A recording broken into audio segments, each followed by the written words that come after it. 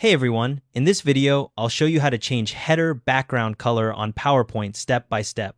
This works the same way on Windows, Mac, and the web version. First, click anywhere on the table to select it. You don't need to select the whole thing, just click once on any part of it.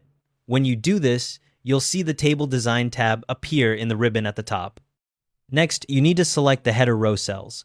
Click on the first cell in the top row and drag your cursor across all the cells in that row.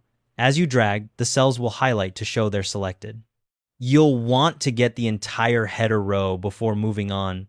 Now head up to the Table Design tab in the ribbon and click on it. This is the contextual tab that appeared when you first selected the table. Once it opens, you'll see all the table formatting options. In the Table Styles group, look for the shading button. You'll see it has a small drop-down arrow next to it. Click that arrow to open the color palette. Make sure you click the arrow and not just the button itself. Otherwise, you won't see the color options. A drop-down gallery will appear showing all the available colors. At the top, you'll see theme colors, and below that, you'll find standard colors. Click on whichever color you want for your header background. The moment you click it, the header row cells will change to that color, and you're done. Click anywhere outside the table to deselect it and see the final result. If you want even more color options, click More Fill Colors at the bottom of the palette.